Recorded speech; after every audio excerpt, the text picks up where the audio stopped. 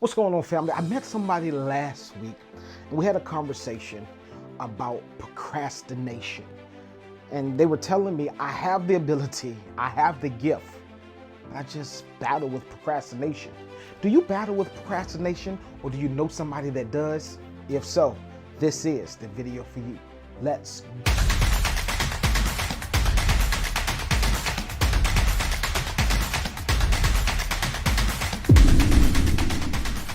What's going on, family? You guys are so amazing. Here on this channel, our mission is to empower the world to never give up, one conversation at a time, one interview at a time, one video at a time, that's going to inspire you, motivate you, and just help you get to the next level. Now, this is Tuesday, so you already know this is Beast Mode Tuesdays. Now, if this is your first time watching a Beast Mode video, Beast Mode is not about being an entrepreneur. It's not about being a millionaire. It's not even about building wealth. It's all about whatever it is that you're doing, whatever it is that you have your hands to, doing it with intentionality and doing it with excellence. So on today, I had a conversation with someone on last week, and they told me, they said, listen, I see this person doing the same thing that I'm doing in my niche, and I can be much better. So I asked the critical question. I said, why aren't you better? Then why aren't you ahead of this person? Why aren't you doing greater things? And they replied and say, listen, I procrastinate too much.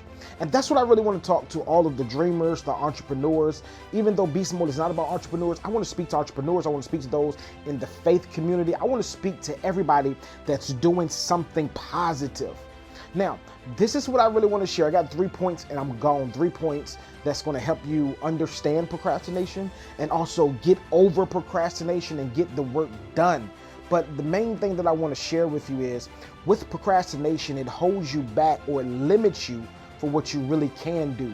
And it holds your potential in hostage mode, if you will. So, and this is the damaging part about it. Let's go ahead and jump into the first point. The first point is, with procrastination, and procrastination, for those that don't know, procrastination is when you want to do something or you need to do something, and instead of doing it, you keep putting it off. Like, for a prime example, you say you want to start a YouTube channel, and you'll say, listen, I'll wait till I buy the camera. Then you buy the camera, right? And then you say, I'm gonna wait till I get the audio.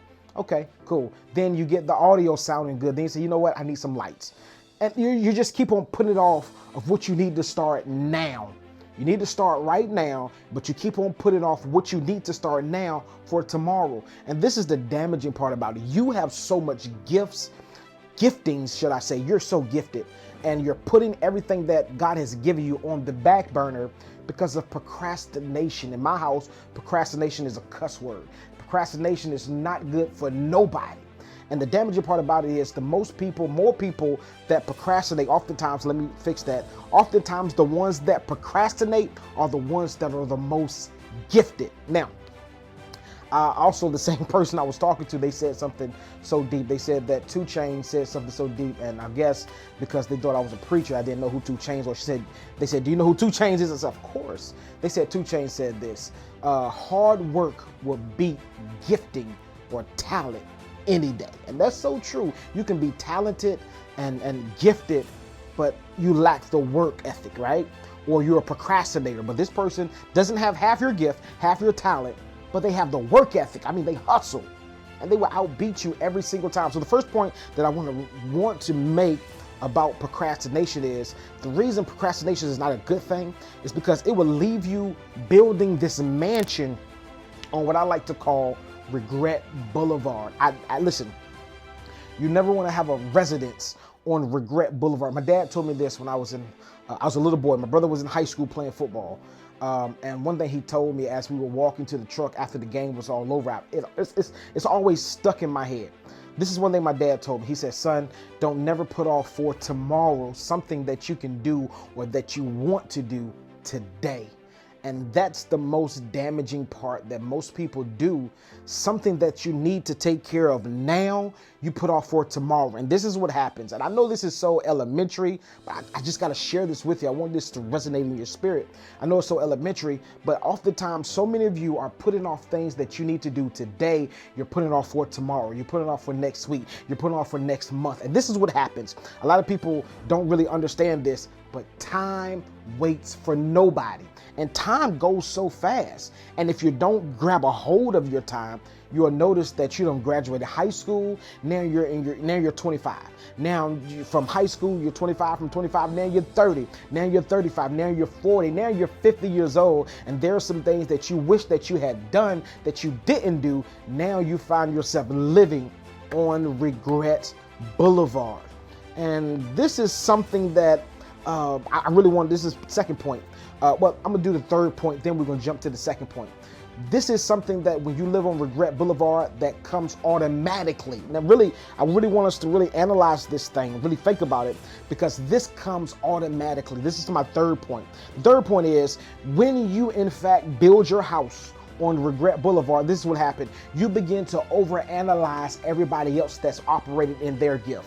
You'll say, oh, she's too fat, or he's not speaking correctly, or he's not using his words, or he's not doing this, or he doesn't have good pictures, or whatever. You begin to overanalyze things. But can I share this with you? They started. You didn't. So stop. I can't even tell you not to stop, because I understand it's a second nature. You know, when you don't do something and somebody else does something, or somebody does something greater than what you're doing, because you're procrastinating, you begin to overanalyze what they're doing. Why? Because you're living on Regret Boulevard. And Regret Boulevard would do that to you every single time.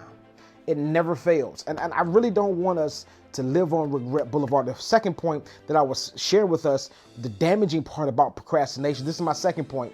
The second point is there's always a small time frame, right? I was having a conversation with somebody in Atlanta, and I was sharing with him about this singer, and he was doing this, doing that, and charging this and charging that.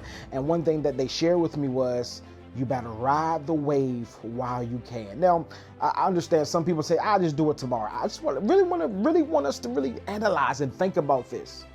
Sometimes tomorrow is entirely too late.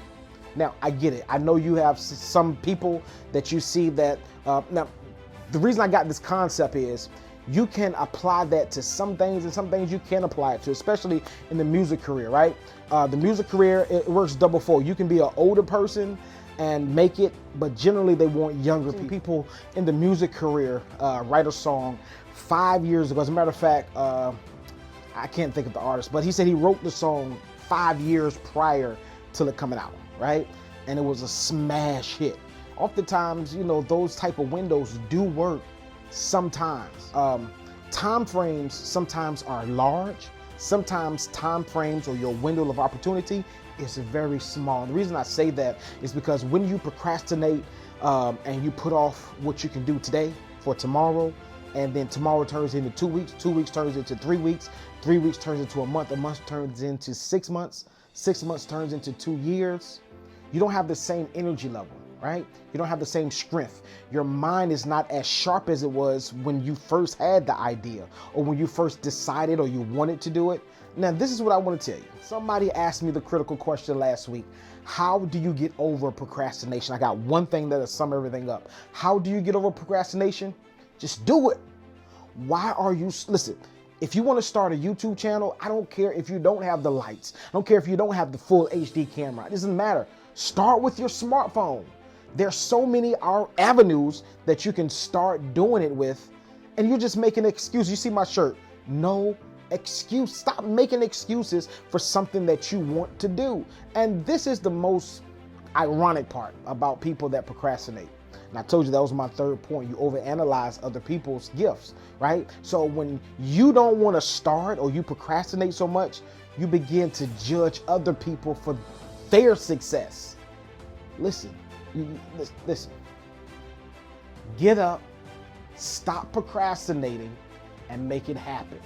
Because if you don't make it happen, the only one you can blame is you. Listen, family, I love you guys. I told you each and every Tuesday we're going to come to you and bring you a Beast Mode video.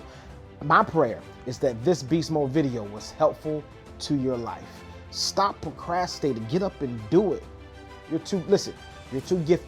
You're too great to just sit on the sideline and do nothing. Listen, family, if anything in this video blessed your life, or you really enjoyed this video, kindly subscribe to our channel. We're almost at 200. Kindly subscribe to our channel. Hit the thumbs up button. Leave a comment in the comments and letting us know how this has helped you. And I'll see you guys next week. Grace and peace.